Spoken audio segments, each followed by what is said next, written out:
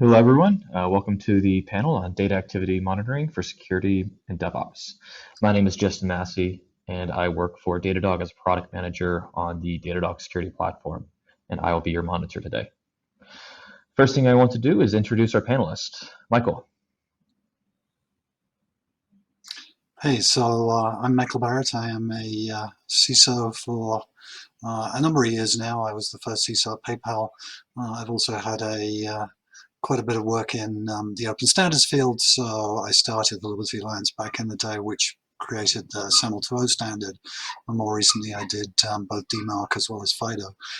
Currently, I'm working as a cybersecurity strategist at a company called Cyral, which does database security by essentially enriching identities and providing interesting access control facilities, as well as kind of really good data enrichment on the back end. So anyway, we can talk about that if it comes up in the discussion.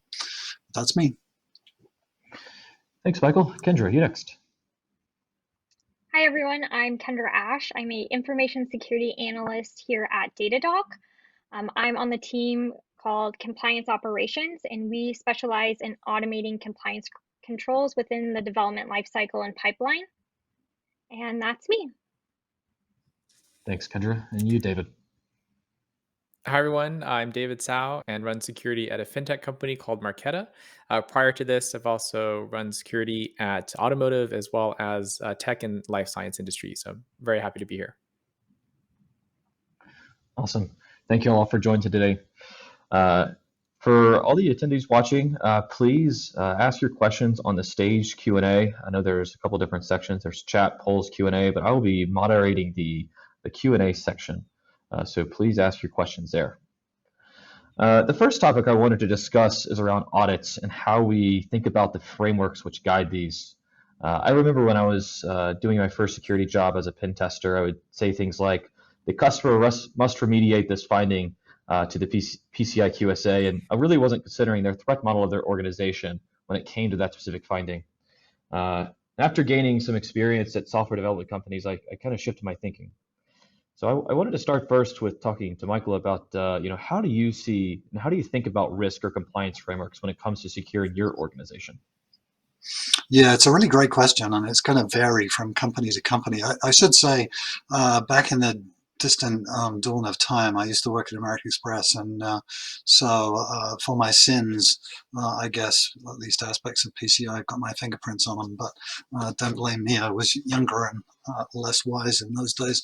But so I think you have to start from kind of a couple of different perspectives. So one is, what is the risk that your organization faces? So I'm kind of talking about, okay, how do you set up your security framework for your company? And so I tend to start from a risk posture point of view, because if anybody says, hey, we want zero risk, it's like, okay, we can do that. We'll take all of your lovely servers out of whatever data center you use. We'll stick them on a barge. We'll fill the barge full of cement, and we'll take the barge out into the Pacific or the Atlantic Ocean and drop it off in a few thousand feet of water. It's like, okay, problem solved. You have zero risk. You also probably have zero revenue. So truthfully, what you really have to do is figure out what the risk tolerance of the organization is, as well as how much money they're prepared to spend on managing that risk. Because otherwise you find yourself in the situation where if bad things happen, you have to send letters to your customer, like this one that I got the other day, which says, Dear Michael Barrett, we're, I won't name them, are writing to inform you of an incident involving some of your personal information. And so it's like, okay, and it goes on with the usual, we'll monitor your credit and blah, blah, blah. Anyway, that sort of stuff is very costly to a company, both from a direct as well as indirect perspective. But so you have to work out, okay, what's the sort of likely end cost if things go really bad? And that then will then give you a sort of roadmap of, okay, we're here now, we want to be here, and we think we've got enough budget over some period of time to get us from here to here. And then, in my view, you have to lay on the compliance frameworks that apply to your business, which is to say, hey, if you're a healthcare business, I'm helping a healthcare company as well, then you find yourself in the perspective of, okay, HIPAA and HITRUST are kind of important, because if you don't have those, you're going to get whomping great regulatory fines. If you're a service provider, then you may well need to provide services that are PCI compliant, because otherwise companies that take credit card payments are not going to be able to use your services, and so on. So you have to work out what are the compliance frameworks that apply that allow your company to gain additional business that it otherwise wouldn't. And for many of us, that means SSAE 18 SOC 2s typically. But usually there are other certification frameworks. And then you lay those in terms of your roadmap and say, okay, these are the things we need to be doing. And so at a very high level, that's how I tend to put security programs together. Is like I say, figure out your company's risk tolerance, figure out where you are now, figure out where you want to be, lay in the compliance frameworks, and then kind of start building. It's kind of a fun process, I guess. Yeah, Kendra, how do you see it from your perspective? Yeah, so similar to what Michael was saying, he said this a few times, he talks about budget. I think budget is critical. Security often does not have as large a budget as maybe your DevOps teams or your software engineering teams. So from my perspective, it's best to leverage those teams, leverage those relationships, and if you can, utilize the tools that they already have. So being able to expand Datadog, it's already being used. We obviously dog food here. So my engineering teams, they already use our logs product extensively. I do my best from the compliance side, using our new posture management tool to just expand the tooling they're already using, they're familiar with, to gain security benefits and compliance frameworks. I find starting with compliance, also my team, is sometimes easier than risk. It's easier to convince executives that, hey, if we become PCI compliant, that's a few $1 million opportunity.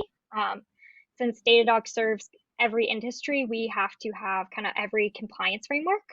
And so being able to adapt quickly, gain visibility, gain budget and an ROI, and then hopefully along with getting compliance, you then can also add some security benefits and reduce risk. However, I'm a big proponent of you can be compliant, but you're not necessarily secure. So risk is still very important. Yeah, I think so many times we talk about being compliant and some people, it checks the boxes, but you're definitely not still secure. David, do you have any thoughts on that? Very much agree, and it's a fine balance of how do you find ways to continually reduce risk and meet your compliance requirements while trying to adapt to the speed that software development practices have evolved. And when I think back, compliance is typically going to lag a little bit, whether that's around general kind of practices that they need to follow, just because they're trying to find ways to improve the security of the core things that are getting built. So we strive to find ways to allow self-service and kind of automatically generated evidence. The tricky part is how do you interpret some of those things, and to ensure that there's always going to be that intermediary to try and look at the actual risks and then interpret them against those compliance frameworks. So how do you when you're trying to become compliant to some of these compliance frameworks, and you may have a control you put in place that's a compensating control, how do you make auditors happy with it? This is to the table at large. I think on our end at Datadog, it's really important with all auditors to ensure you have concrete evidence. So if you do have a compensating control, you need to make sure you can provide a lengthy evidence trail that it has been working. It does reduce the risk, kind of back to what Michael was saying. It's really important, especially with compensating controls, that you're mitigating the risk. And I think from my standpoint and experience, auditors really care about that. Yeah, I would add, I tend to think about audits from a rather specific point of view, which is to say the auditors have got some kind of list of things that they want to audit you against, so they're just going to go down that list. And in each of those various categories, they've got controls where they expect you to provide evidence. And there's kind of a couple of ways you can do it, but they all come down to you're going to have a process to implement that control. And ideally, if you've done it right, there should be tooling that supports that. And the process of using that tooling generates the evidence. And so all you have to do when the auditor says, hey, show me about X, is you shouldn't have to sort of scurry around and pester your development team to dig up logs from arcane production systems. You should just have all that stuff squirreled away, ready to go.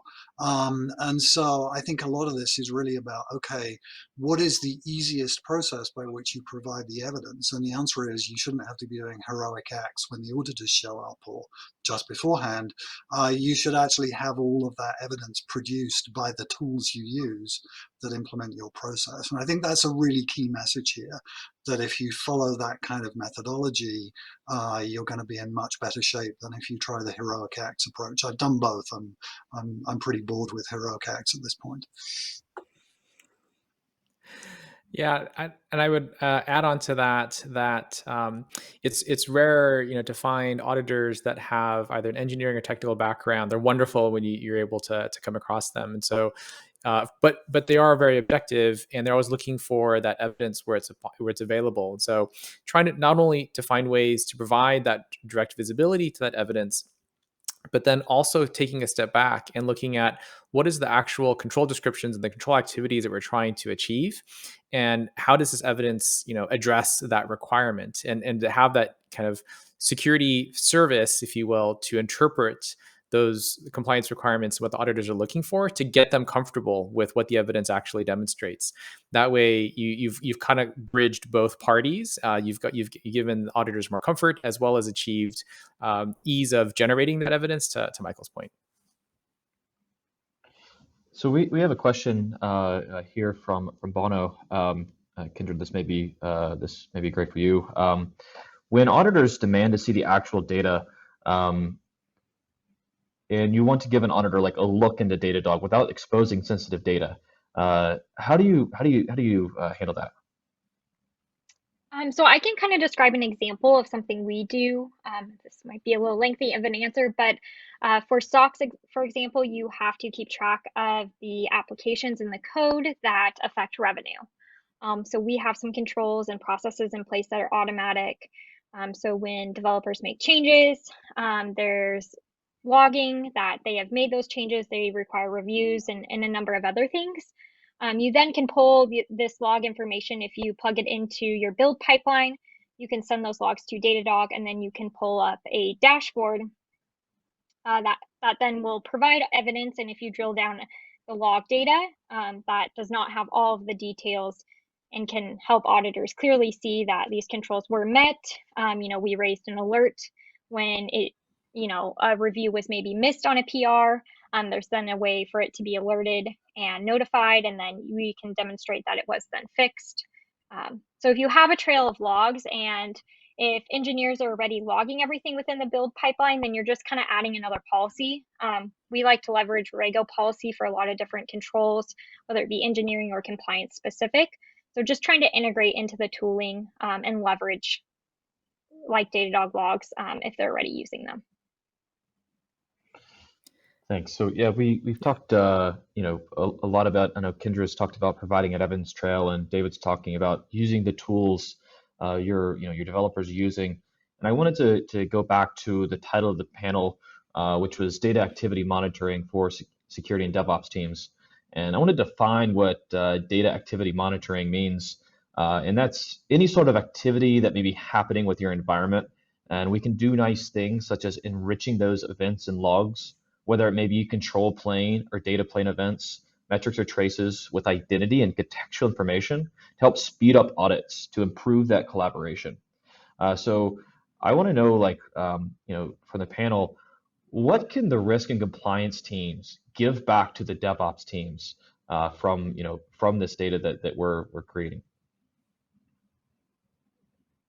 I can give a quick intro of something we do. So sometimes it's often as simple as working with your DevOps team to add an additional tag. So kind of back to my previous example around stocks, if we add a tag to all of the services that are within scope, then I can easily go build my own dashboard for auditors, for my team, my own alerts within Datadog that only include the SOC services. So sometimes keeping it simple can add a lot of value within the tools. Yeah, I mean, I tend to think of a bit of a hierarchy of sort of data at the bottom and then information in the middle. And you can argue that, hey, you get up to wisdom at the top level, but nobody's ever found a way to systematize that yet. But certainly, I think having buckets of data isn't necessarily helpful. What really is helpful typically is having information. And so, as Kendra says, I think there's this kind of subtle process of enrichment where you might be adding a few things. I mean, so I mentioned, I'm very fond of Cyral. One of the things that we do is provide, as I mentioned, a database monitoring tool. And one of the things it allows you to do is actually know, oh, it wasn't just this role that performed this query. It was actually this person using that role performing that query. And then, as I mentioned, you can apply access control policies against that, and then a great deal of sort of enriched logging information in the back end. And so I think it's a good example of, in a microcosm, you need to try to apply that kind of approach to pretty much all of the controls that you have, some of which, by the way, may be amenable to it and others of which may not be. So for example, in SOC 2, there's quite a lot of work that you have to do around enterprise risk management and demonstrating that executive management have reviewed your risk heat map on an annual basis and approved the plans for dealing with it and blah, blah, blah. And, those kind of things are mostly about, okay, can you demonstrate that you actually have a process by which, do you have policies that mandate it? Do you have processes that appear to do it? And do you have decks and minutes from meetings in terms of who showed up? And that kind of sounds like boring at some level, but actually, and not really a whole lot to do with DevOps. And this is much more in the sort of audit and compliance teams wheelhouse. But nonetheless, a lot of what has to be done falls into that kind of bucket. Yeah. In addition, there's some things that we can talk about where it's in addition to tooling and providing more direct visibility.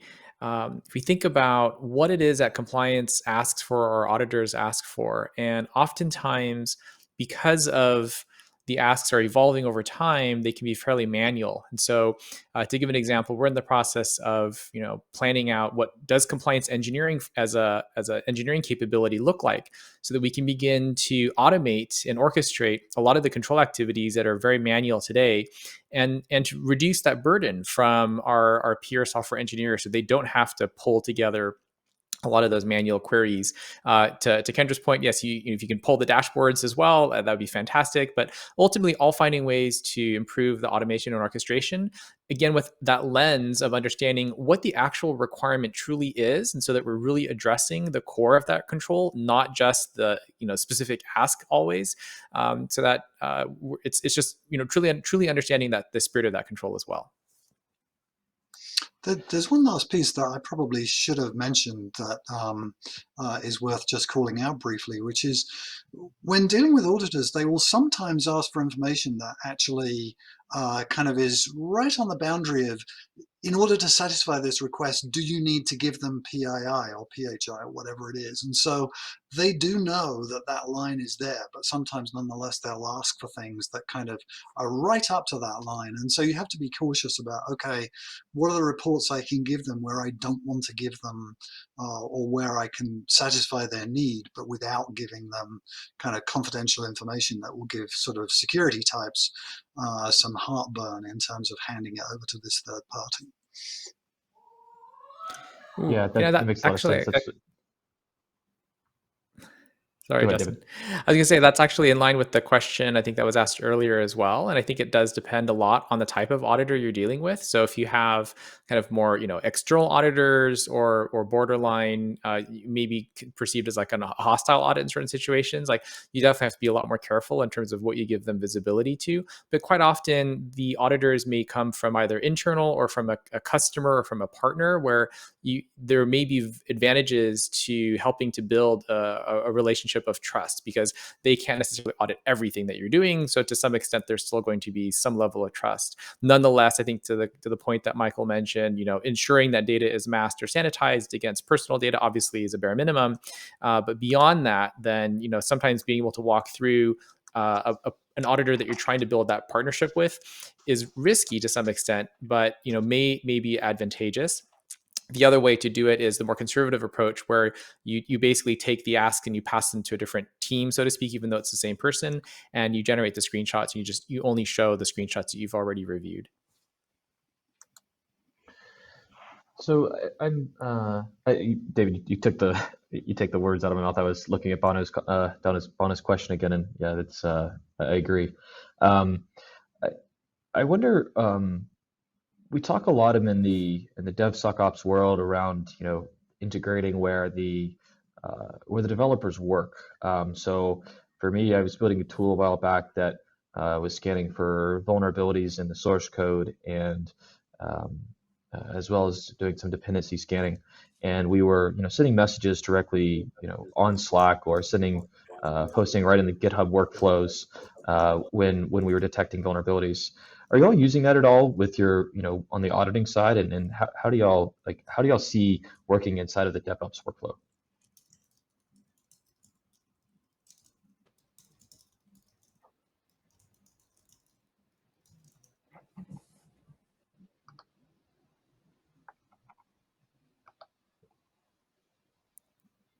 I guess I'll kick us off. I thought maybe Michael or David, you would chime in first. I'm curious to hear how you guys do that. I think at Datadog, we do our best to enable engineering and partner with engineering and DevOps. From my standpoint, I would much rather have our build team be the maintainers of a tool, and I just, can slide right in and add another policy or add another enforcement. And they really lead the engagement and adoption from engineering's. So leveraging tools like within Datadog, we have CIS benchmarks and PCI, rather than building my own tool with maybe something open source. It makes a lot more sense to just use a tool that we're already using, that the developers are already engaged with, and trying to make it easy. And I think from a security and compliance standpoint, you never have enough people. There's always more work than there are people. And so being able to plug in with existing work and existing efforts as best you can makes things easier.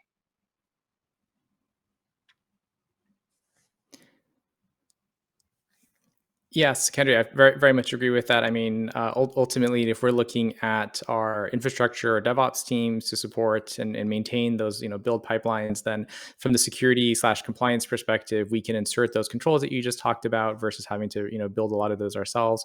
Nonetheless, there's usually also a challenge around, is the visibility that we're looking for, not only for compliance, also serve for security incident response. And ideally, we'd be able to go to one source of truth for that. So there may be some implementation details that have to be worked out, but generally, very much agree in principle.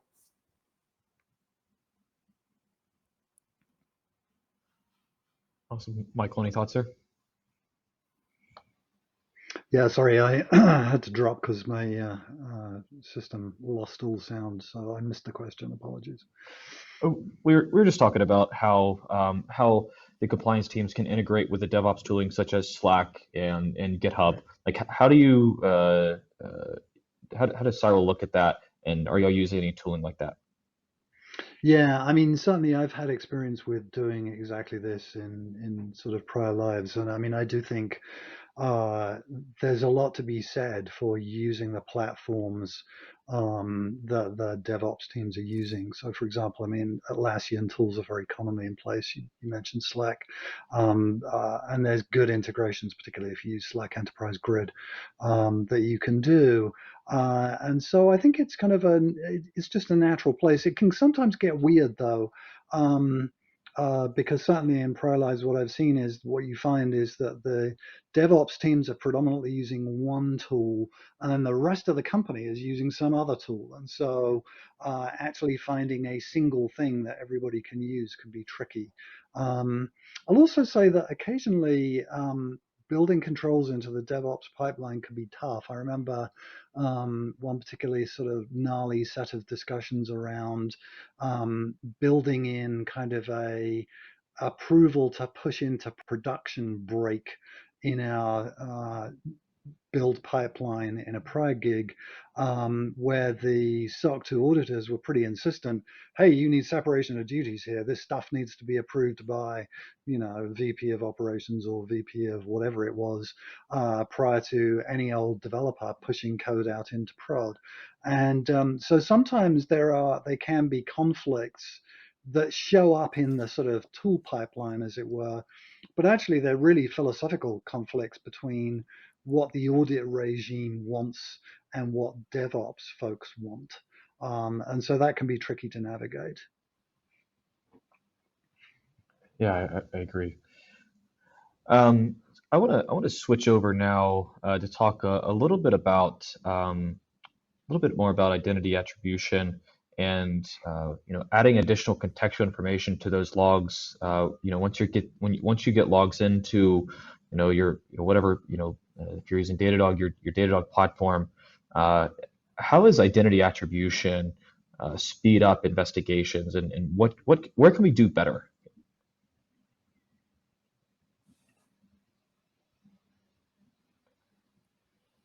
And I guess I'll further define identity attribution just for the participants, or for the attendees. Identity attribution is what Michael talked a little bit about earlier, saying this user's doing this thing. I know in AWS you may have a role that's performing an action. How can you show the first user who actually performed this action if they're going over multiple assume role calls? I want to know why is this how do you see this, maybe how have you seen it evolve, and why is it necessarily important? Well, it's definitely important from an obvious attribution perspective, in the sense of, in the end, you're trying to demonstrate that your controls are kind of doing things that folks in the security business would regard as best practices. And so the difficulty is when you don't have that kind of breadcrumb trail of, oh, this, then this, then this. And really you want all of those things tied together, so that in sort of one record, as it were, you can demonstrate, oh, it wasn't just this synthetic machine identity performing this role. It was actually this person who logged on using whatever the infrastructure and is using that as a conduit to do their job. And so I do think tooling is getting better in this regard. I mean, as I mentioned, this is one of the things that Cyral does in the database world, but it's pretty clear that the same sort of general set of trends have been going on in AWS and all of the PaaS cloud platforms. So I think it's just kind of one of those, you have to dot the I's and cross the T's and show that the linkage of events is there. And that's the tricky piece if you just use some native tools. I would agree with Michael. Go for it, David. No, go for it, Kendra. I just have one quick thing. I would agree with Michael. I think it's really important to be able to tie users across your systems, which is probably like $1 million question. How do you get all of your systems when you have all these, 30 plus services? So making sure that your logs do have enough information that can help you tie them across the systems, and then having detection rules. I do agree tools. I mean, Datadog is definitely investing in the security side and working on creating security signals and being able to automatically detect. So I think across the industry, tools are getting better and better. Yes, I would agree with that. And if we think about what the compliance benefit is, it's mostly going to be around change management, access controls, verifying that the individuals have the right access that they're supposed to, and that they are authorized to make those changes, especially if they're leveraging service credentials or other things.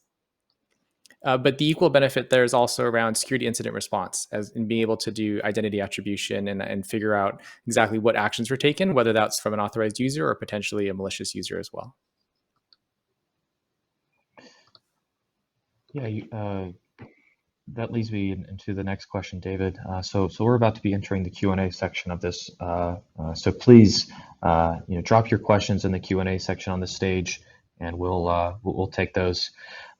So in regards to David, what you just mentioned, how do you how do your organizations tackle service accounts?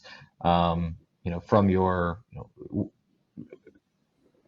whether it may be databases or all the different SaaS applications like GitHub. You may create like a robot user for that, and it may not have multi-factor authentication because it has to interact with a different service. Like, how do you manage these service accounts and monitor them and make sure that they're secure? Yeah, I mean, so there's naturally, I think, a number of tools that are available out there around privileged access, privileged identities that will try and solve this for a number of different companies. But some of the challenges are just getting that observability and visibility part of it, right? So especially if the vast majority of connections between services, let's say, leverage service accounts, then if you have that visibility, that's one thing. If you try and talk about policies of what should or shouldn't be allowed, you risk potentially breaking your service connectivity, and that could, have an impact to your production services. So the challenge, I think, has been for us to try and find tooling that not only meets that compliance requirement, and some of these tools have been around for a very long time, but also can adopt to these more modern ways of deploying services. So it's not just like, a handful of service accounts. It's much more common.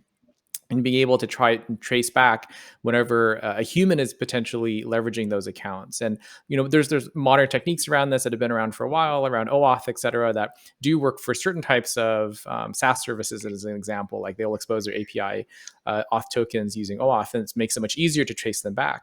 But oftentimes, if you're building these things internally, maybe those haven't been built up front. Maybe they have if you're lucky, but in the cases that they haven't, then you have more work essentially you have to get through from a security lens to try and get that visibility and bring up that traceability.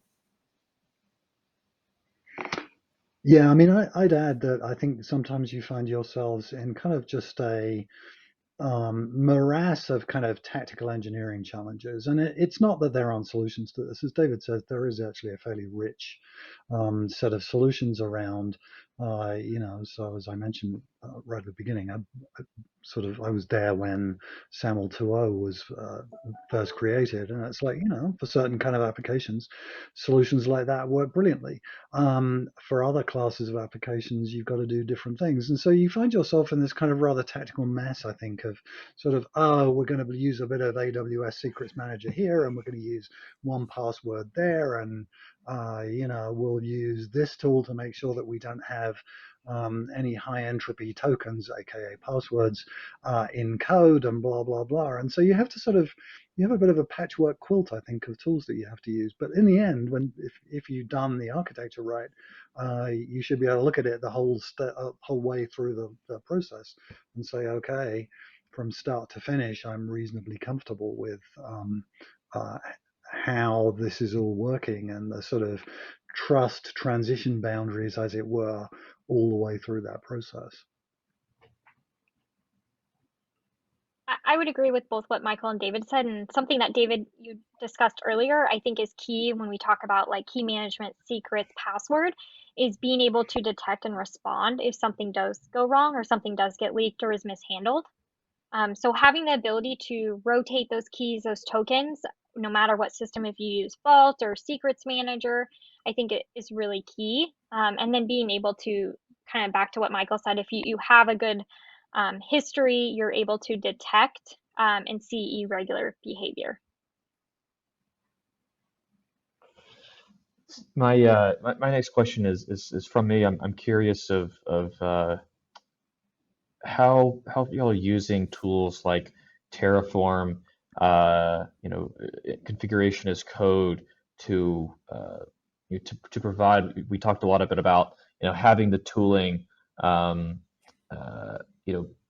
using the tools that we use. I think, David, that's something along the lines that you said, providing the tools that we use to provide that evidence. How are you using things like infrastructure as code, such as Terraform or CloudFormation, to help you with this process? Yeah, so infrastructure as code makes it much easier. You can, if you have the right tooling, profile the types of changes it's going to try and run through, and you can even help to define, more fine-grained authorization policies to that code. To give an example, at Marqeta, the team had open sourced earlier this year a tool to help with automated threat modeling against Terraform code. So that way, that's like the first step in terms from a security lens of what are the things that we should be concerned about.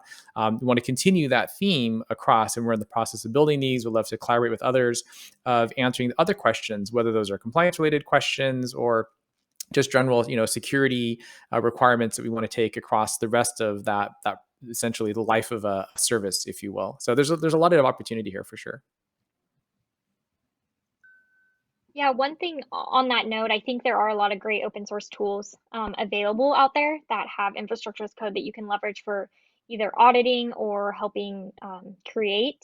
One thing I've seen previously is having, all of your users, all of your policies terraformed.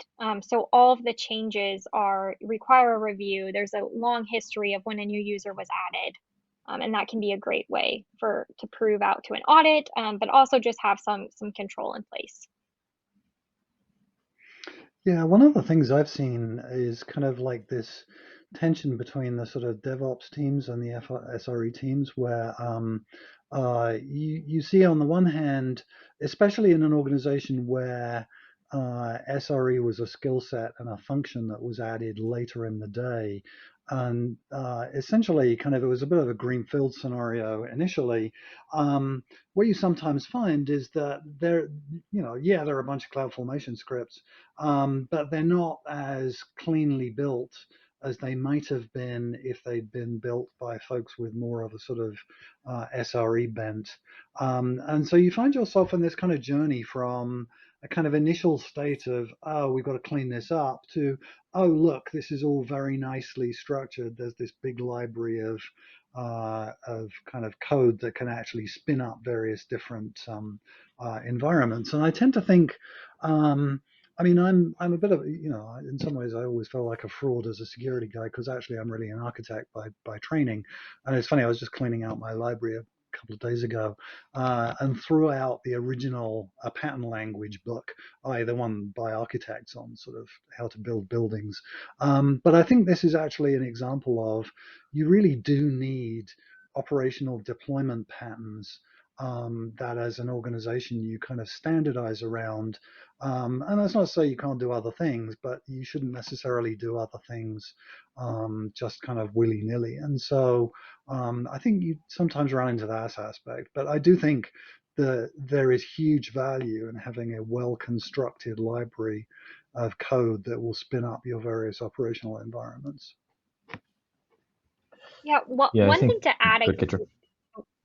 just one quick thing to kind of add that I've seen previously work really well is back to what Michael was saying. I think it is important to have the correct people build the foundation and structure of like the Terraform as code or the services, but then making it so you can enable engineers so it's self-service. I've seen that work really well. So you can have a repository to add new users, and it allows anyone to make a PR to add themselves, and it just requires one review. And then after, they get a review from their teammate, they can merge it. And within minutes, there's, obviously a ton of checks that happen, then you have access. So I think that's also really important, making it kind of simple and self-service. Yeah, and by the way, that's a great example of where the tooling to allow somebody to do their job also automatically produces the evidence that you need when you're later talking to those beastly auditors. Yeah, I think about, if you manage everything as code through Terraform or any other tooling, you can tag your infrastructure with something like manage as code by Terraform or manage as code. And if you're using a tool like Datadog, or you can go to your cloud provider and filter out anything that doesn't have that tag. Anything that doesn't have that tag may, in the old IT world, we call it shadow IT. You have this infrastructure that's running on your cloud environments that weren't managed via this. So you can quickly identify that and the auditor is going to come at you for that. But if you're saying you're using infrastructure as code, but it's a great way to keep an eye on things that are deployed that shouldn't have been deployed without it. So I think as people think of using Terraform, that doesn't necessarily mean things are secure. That just means that they're managed as code. So how do y'all how do you go to that next step? We say compliant is, we may be compliant but not secure. How do you go about managing, say the infrastructure that's actually running, after it's already been, approved in the infrastructure as code? I know here at Datadog, we have tooling, within the Datadog product, and then we have also created in-house tooling that we then leverage to kind of detect in real time if anything is misconfigured, not following a best practice. So the cloud posture management does give you some insight within Datadog for that. And then additionally, we've built in tooling that then sends Slack messages. So if someone were to, yes, it is terraformed, spin up a new instance that didn't meet some certain criteria within AWS, we would get a alert within Slack, and a service would automatically spin that down or lock it down. And whoever spinned it up, the owner, again, having tagging and ownership is really key for this to operate smoothly, is immediately notified. So, within minutes, you're able to detect it, respond, and then they can make the change and spin it back up.